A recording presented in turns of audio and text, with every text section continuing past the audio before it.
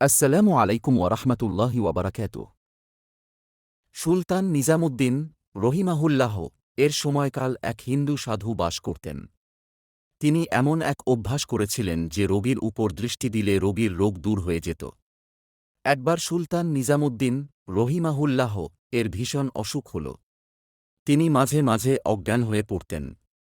জ্ঞান হওয়ার পর খাদেমগণ একবার আর্জ করলেন, যদি অনুমতি দান করেন তবে অমুক হিন্দু সাধুর কাছে আপনার কাঁধে উঠিয়ে নিয়ে যায়। সে দৃষ্টির মাধ্যমে রোগ দূর করে। হরজত বললেন, সাবধান, এরূপ করবে না, তাহলে লোকদের ঈমানী আকিদা নষ্ট হয়ে যাবে। কিন্তু পীরের প্রতি মুরিদের মহব্বত হয়ে থাকে এশকে পর্যায়ের।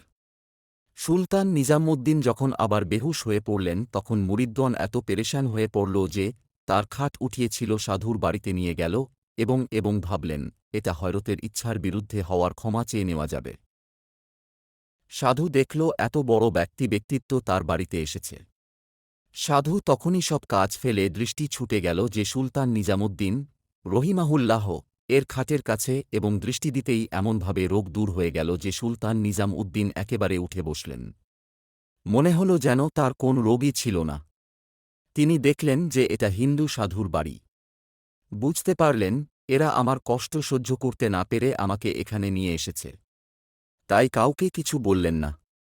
তিনি সাধুকে জিজ্ঞেস করলেন, তোমার মধ্যে এ শক্তি কিসের প্রভাবে সৃষ্টি হয়েছে? কোন আমলের মাধ্যমে এ যোগ্যতা অর্জন করেছ বল দেখি। সাধু বলল, আমার মধ্যে শুধু একটি বস্তু আছে যা আমার ওস্তাদ আমাকে শিক্ষা দিয়েছিলেন। আর সেটা হল তিনি বলেছিলেন, সব সময় নফসের বিরুদ্ধে চলবে, অর্থাৎ তোমার মন যে কাজটি করতে চায় সে কাজটি করবে না আর যে করতে না চায় সে কাজটি করবে।